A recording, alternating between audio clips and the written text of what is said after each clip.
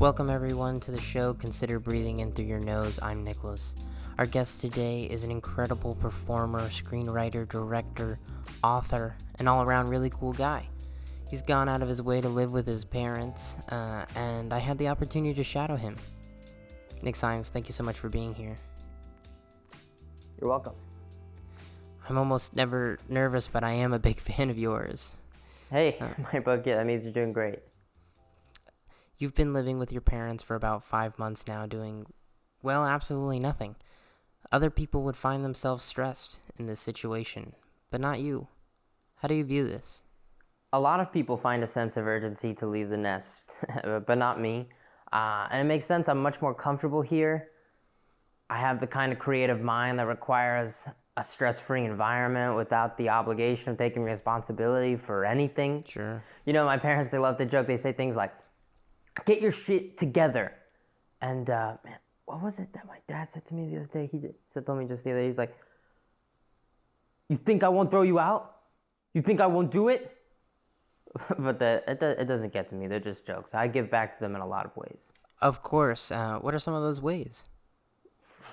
For starters, I keep them on their toes. I mean, they don't know what's coming. One moment, my mom's cooking all day for a party. Next thing you know, I'm stoned in the kitchen, eating out the fridge.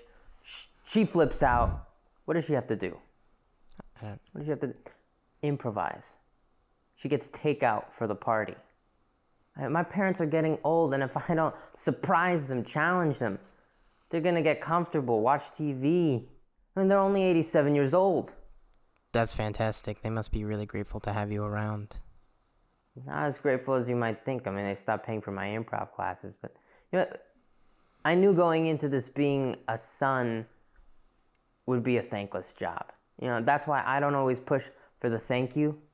Sure, it'd be nice to get a, hey son, thanks for finding this exquisite porno and leaving it open on my desktop. But it's not easy. Yeah.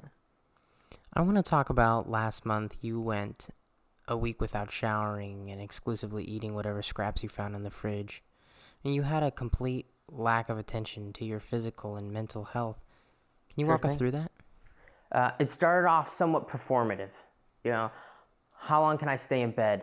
Does hygiene even matter to a human? And I began to remember one of my heroes, Ralph Waldo Emerson, who went to live in a cabin by the lake. You mean Thoreau?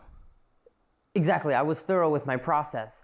And I found myself in a position where I don't need anybody else.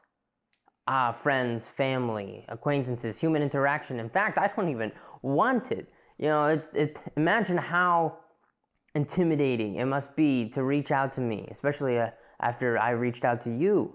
And that's perfectly fine. The cabin is metaphysical, allegorical, and what it stands for is my state of mind. Wow. Unfortunately, my mother wasn't on board for some of the higher level concepts at work, and I have since dropped the project. Always hard to see a project go, but it does sound amazing. You seem to have a very demanding schedule, keeping your parents active. How do you find time to be an artist? I think that's testament to loving what I do. You know, I make the time because I can't not express myself. A general rundown of my day is I wake up at 10. Early, sure, but that's why I try not to get out of bed till about 11 a.m. I use that time to meditate. I eat, read. Then I'll start writing down things, jotting down notes. Doesn't have to be anything substantial. It can be a grocery list. Right. Then I'll watch a movie, sometimes 2, 3, depending. That's incredible. Yeah, depending on how long I can sit for. Then I'll see how I can help my parents, whether that's asking them to do my laundry or cook dinner. After all of that, I'll possibly have 2 ideas that could potentially come into fruition one day in the future. That's very exciting. What's some of the work we have to look forward to? I'm a little experimental in that my process, I don't push for completion at any of my projects, regardless of length. There's a lot of skeptics, but I am in an intense incubator phase of my life right now where if I stop to make a polished product, I could be losing upwards of hundreds of great ideas. And a little trade secret, not everyone knows about this, but when I do get an idea, I just go ahead and, not everyone does, I write it down on my phone. Here, listen to this. Man goes into a bakery and sees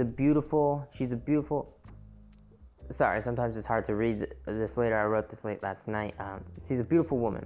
He asks woman out, but she says, oh, that can't be right. And he turns into a piece of bread. Okay, I'll read another one. Just let me read it beforehand. Sure.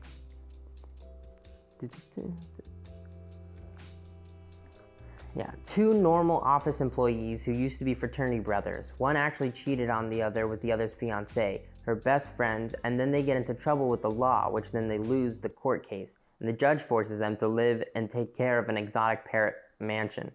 How do you feel about that idea? How do you like it? Yeah, I think it's a good one. Yeah.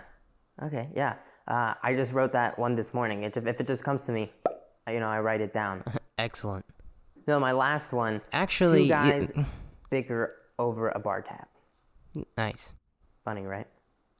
Yeah, Nick, you are horrible at music, and yet you've bought a guitar. This is going to be your fourth instrument. You can't play any of them. What makes you think Nicholas, this is... I don't know what I'm going to be a natural-born prodigy at. That's not up for me to know. That's up to me to find out. Right. I don't want to spend time practicing something I'm bad at when just over at the next corner, the next door, I could be the world's greatest talent at something else. No, that makes absolute sense. Do you ever feel like those around you, your family, your neighbors, the people not giving you a minimum wage paying job, they don't see your genius? Oh, all the time. All the time. I mean, I have zero insecurities and delusions. That kind of behavior it's going to be confusing to a lot of people. Okay, last question is a Twitter question from our listeners just for fun. Okay, yeah. Yeah? Yeah, let's go for it. Okay. Yeah, are we going crazy right now? Just Are we out of our minds? Are we losing it? All right, Nick, what kind of triangle are you? I'm going to have to go with... Yeah. Okay, so my natural inclination is to say isosceles, but I also know that's everyone's go-to answer because it's fun and it makes you sound smart, but I'm not an equilateral or a right triangle, maybe I'm an obtuse. No, fuck that. I can be an isosceles if I want to be. There aren't any rules as to how many people can be an isosceles triangle. So that's my answer. That's final answer. Isosceles. Okay. Well, wow, I think that real answer to a joke question revealed a lot about you. Nick, it's been an absolute pleasure to have you on. Thanks again for being here. Hey, don't worry about it. Nick Signs has a novel, a collection of short stories, feature film, screenplay, an EP, a sketch comedy YouTube channel, and a high-concept improvised podcast, all dropping at some point in the future. This concludes today's episode of Consider Breathing In Through Your Nose. I'm your host, Nicolas Signs. Thank you for listening.